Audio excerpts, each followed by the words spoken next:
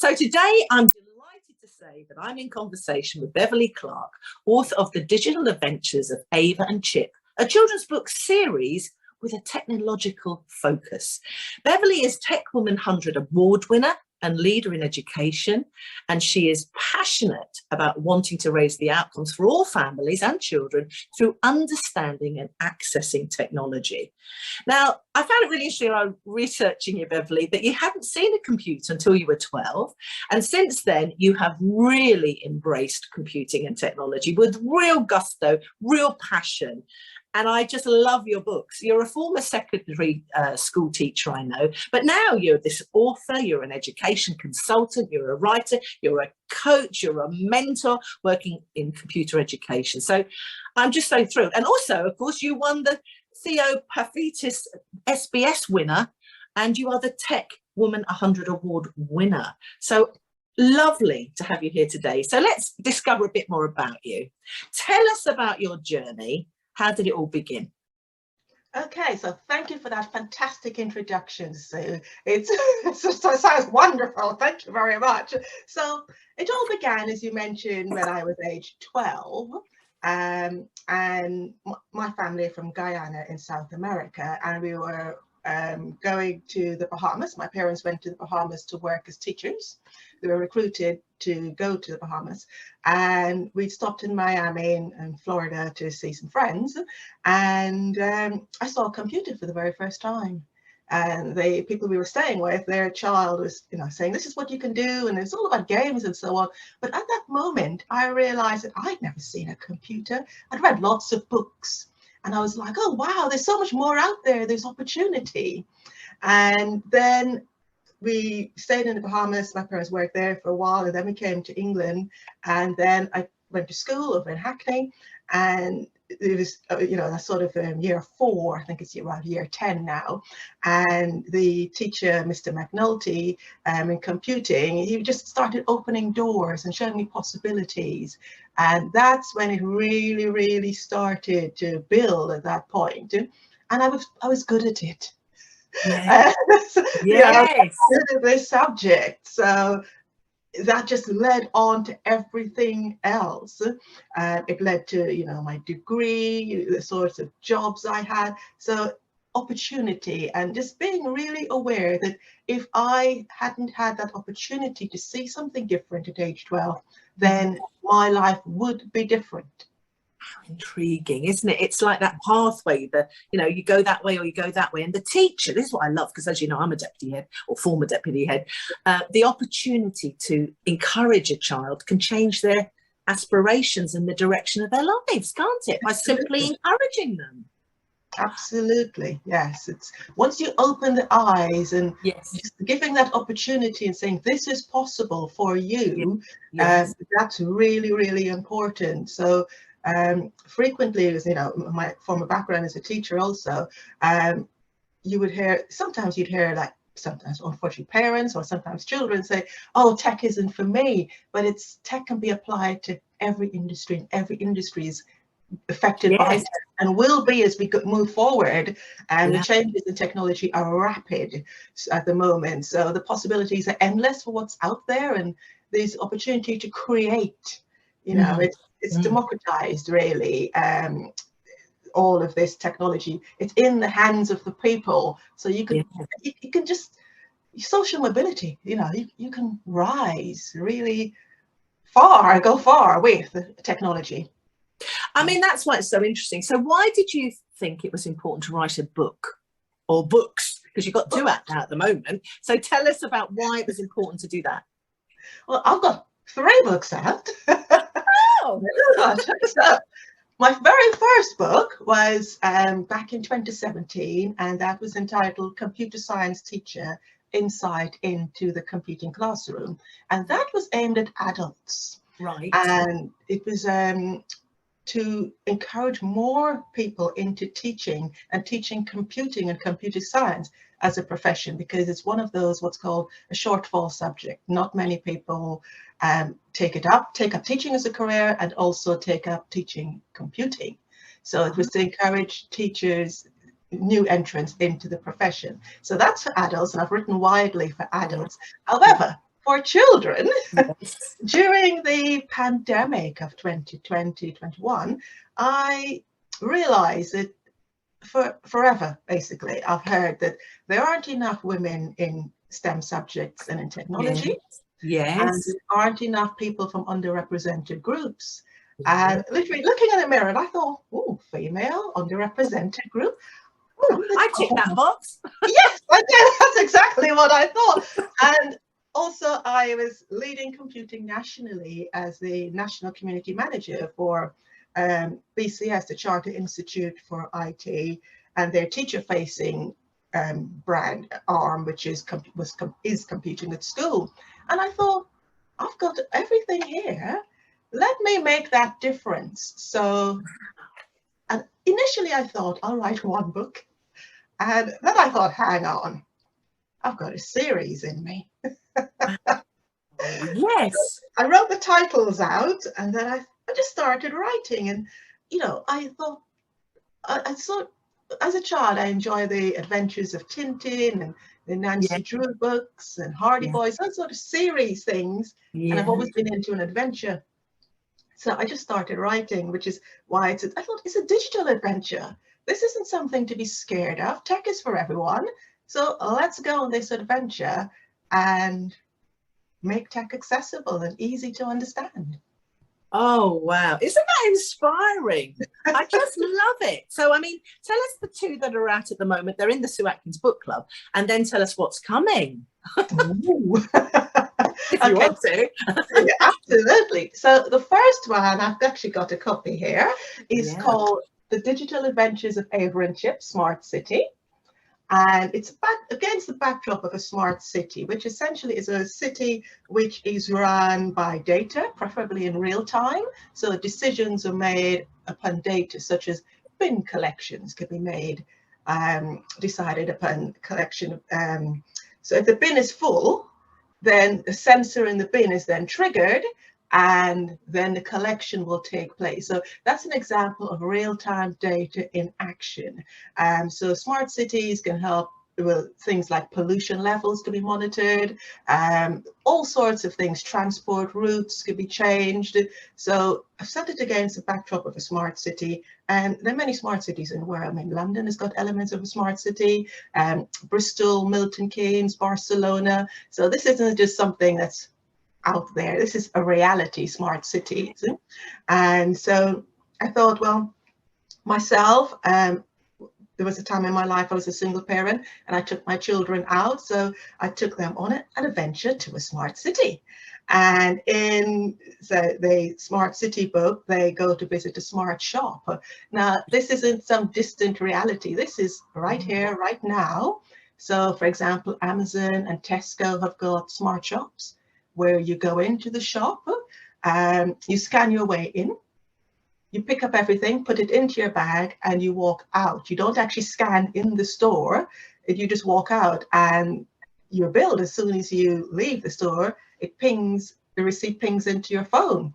So smart shops are a reality, and they are, have a Google. I'd encourage anyone to have a Google and find out about smart shops. So this is the sort of stuff that's involved and included in Smart City. And then that's book one. Book two, which has just been released this week, so I'm very excited. And I've got a copy here. I love that one as well. This is great. Self-driving cars. So the inspiration behind that came about one day. I was driving through Milton Keynes and I thought, what on earth is that? And it was a little tiny box basically driving down the road, and then I realized it's one of these self-driving vehicles, and I thought I need to write about that. So that's always been in the back of my mind, and self-driving cars are always in the news, and there are lots of conversations about, how is a self-driving car trained? Will it be able to deal with road conditions and pedestrians stepping out in front, or cyclists, and all sorts of different things. So self-driving technology is going to affect any job that relies on a driver is going to be affected. And so when we see headlines such as jobs are going to disappear, it's important to understand what we mean by jobs are going to disappear. How are they going to disappear?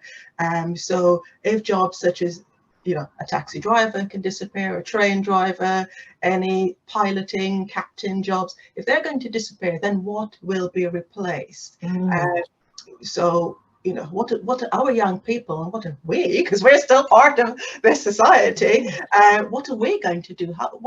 What does this actually mean for us? And sometimes I do talks and I talk about the impact of technology on self, your community, and your whole society. And it's by thinking about this and what's going to happen. So in the adventures, Mom is talking about to Ava and Chip about things like algorithms, so the routes that are taken, things like sensors, which I've just mentioned in relation to the bin. She's talking to them about the types of jobs they can do. You know, so in self-driving cars, cybersecurity is mentioned. So if you've got these boxes delivering packing of boxes, of sort of box type vehicles delivering packages, how do we keep them safe and secure? Yeah, it's just so interesting, even for parents reading this stuff who go, I didn't realise that, because I found them so interesting on that level as well. I mean, where did the characters come from, Ava and Chip, and the idea, was it based on any of your kids or just names that you liked? Oh, well, so Mum is based upon me. Yeah. The children, I have 2 daughters, so I created a female character of Ava, of one of my daughters, or rather a blend of the two. And that's diplomatic. And Chip, I've got 4 and 6 nephews actually. So I created Chip off. I just wanted to know the background behind them. I mean, who are the books aimed for in terms of age and who would read them? Okay, so I would say independent readers age 7 to 11, and for anyone also. So yeah, because you could read it with younger children, because the pictures are so interesting as well. And I love that highlighted bold writing. Where did that, is that because you're a teacher? You just thought, oh yes, I need to, you know, explain these words, because I thought that was a super idea. Yeah, absolutely love that, because that really then starts conversations with kids as well about the word, doesn't it?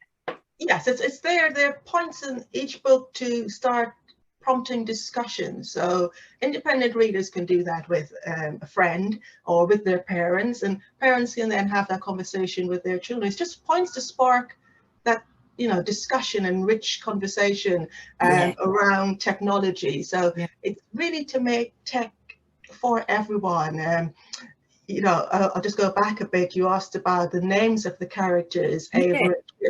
So in all of the books, there's technology links in there and links of my own personality. So Ava comes from, there was a female humanoid robot in a film called Ex Machina, or Ex Machina. It's not a children's film, I must stress, it's for adults, but it's the female robot in there was called Ava. So I thought, let's go with that.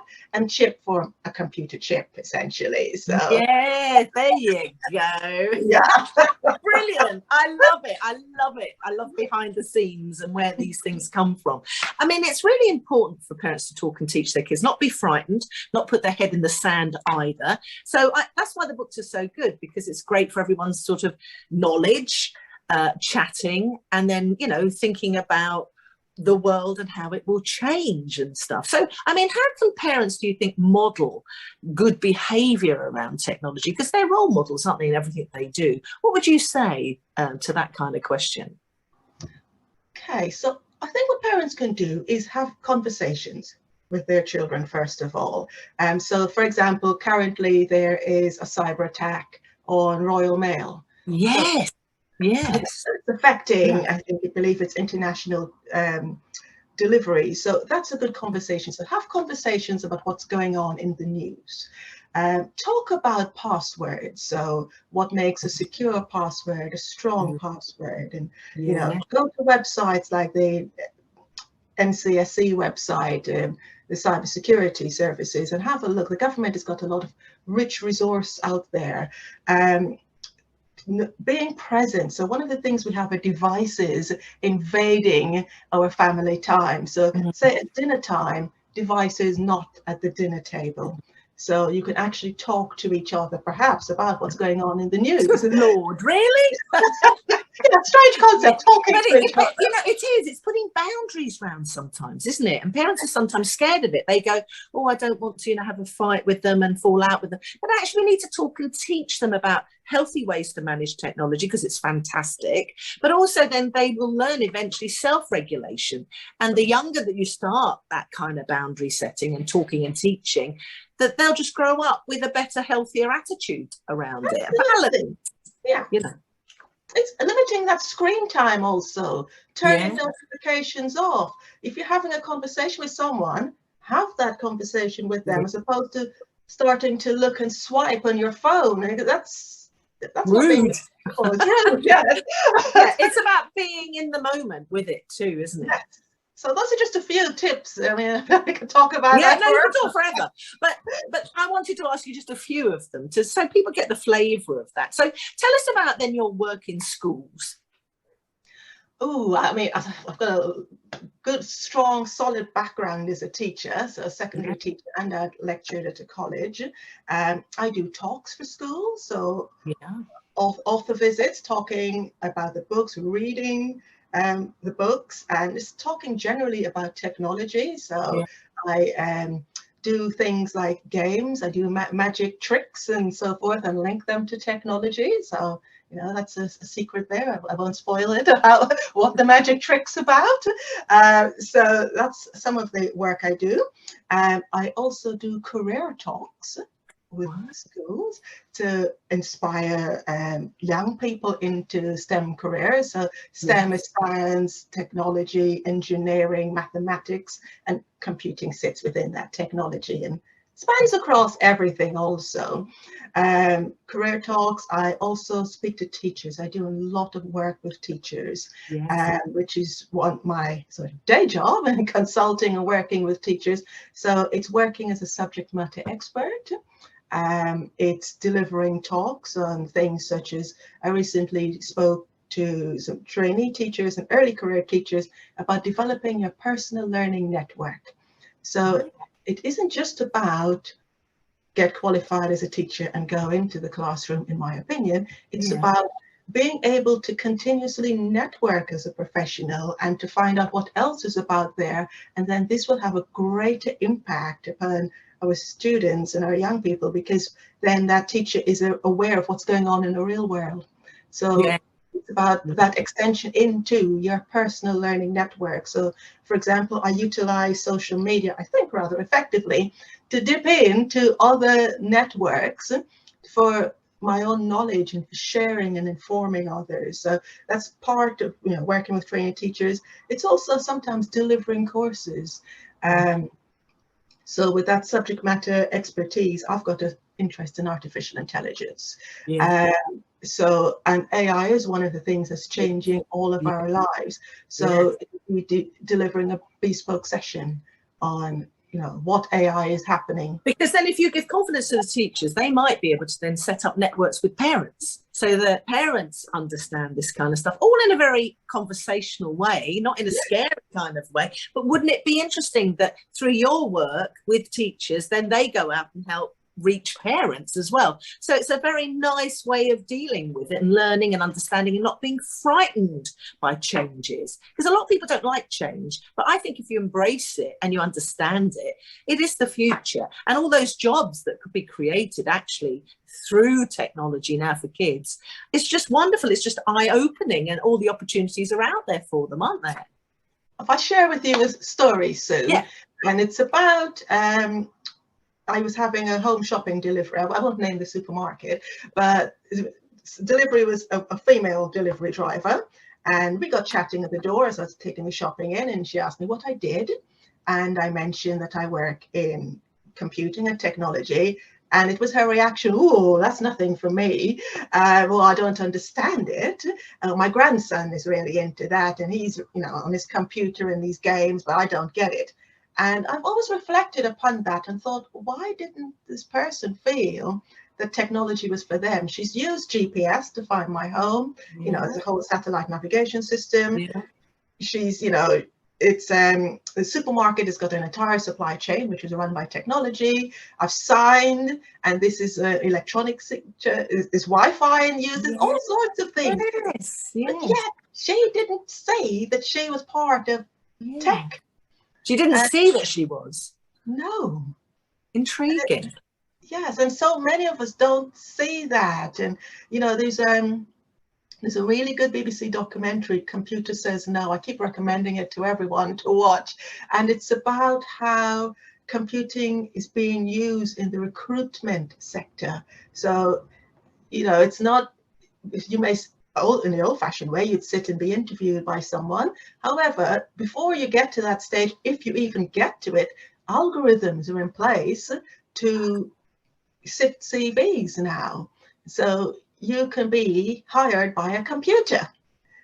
And you know, understanding how algorithms work, and the algorithm, I feel, is one of the sort of building blocks of computing. You really need to understand that, and in all the in both books and in coming books. Yes, we're going to get to that bit in a minute. Algorithms keep coming up because they're really important. Because they keep changing, don't they? And it's about that lifelong learner approach to life. I have it. My mother-in-law had it, actually. You know, she was in her 80s, I think, and she had her mobile phone, and she would text the kids, and we loved it with huge love, because she would put a V instead of a U, so it kind of went Roman looking. But I loved that attitude. The idea of also, tell me about how that iPad works. You know, my husband bought her an iPad. That curiosity is so important for people of any age, because people can block off. You know, I've got friends who go, well, I don't really understand that and I don't need it. And I'm thinking, yeah, but aren't you just curious about it? How it works, how it can affect our lives, and how it is currently affecting all our lives. So I think your books, even on that level, for grandma and granddads, they can read them too and enjoy them and learn and talk to their own grandchildren around all these wonderful topics. I've got to get you onto the next book then. What is the, I don't know this, because I've written testimonials and book reviews for you on the others. I love them. So what have you got planned? What's coming next? I can't reveal the titles. Watch this space then. Okay. It is a watch this space, but there are a few more books fully written. Yes. Great. Yes, what I do, I write them. So as soon as one is published, I've got the other one lined up, and then I revisit it and give it a proofread and a sense check before then asking. I have a couple of friends who will read them for me.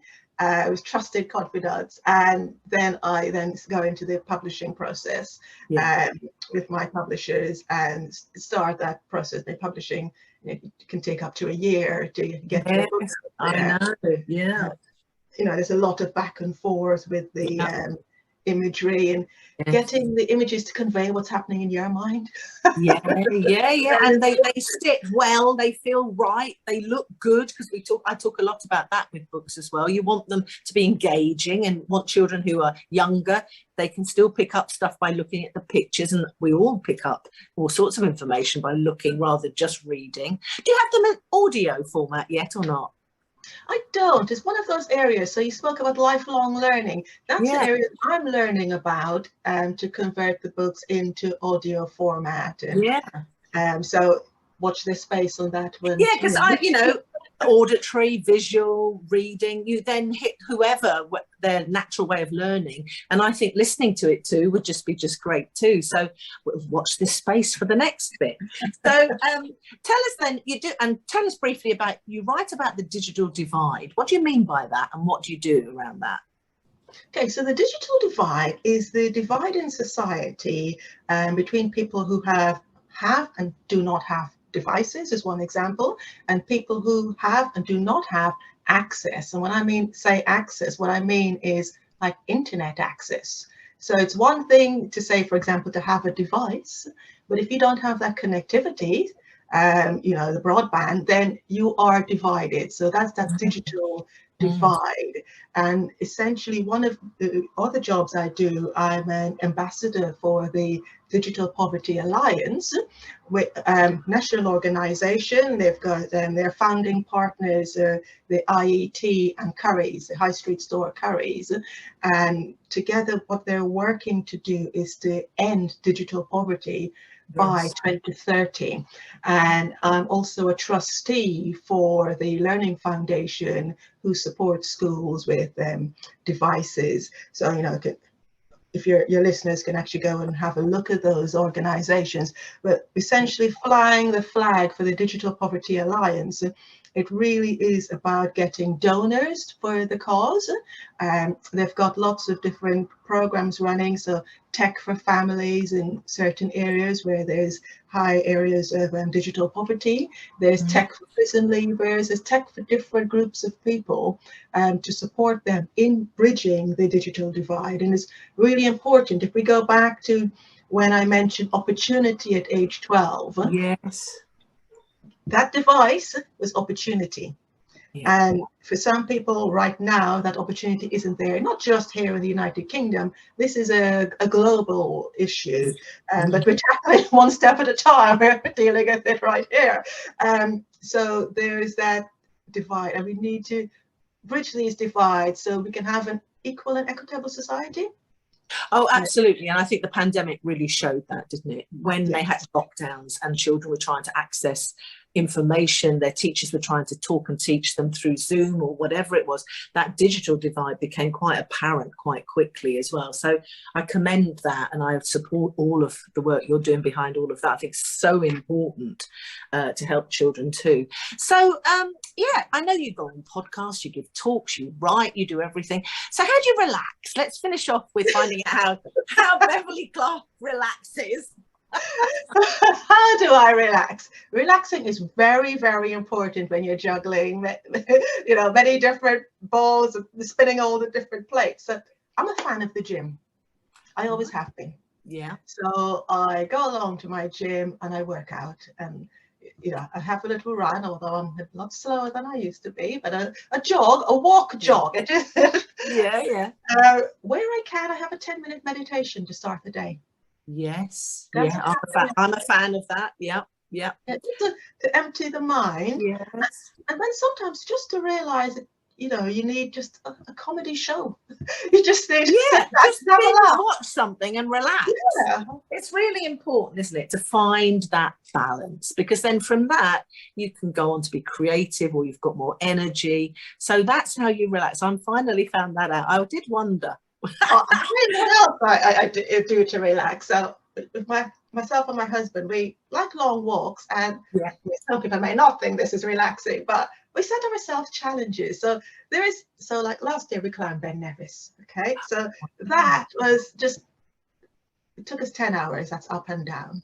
And when you're walking for 5+ hours, you have a lot of time to think. Yes.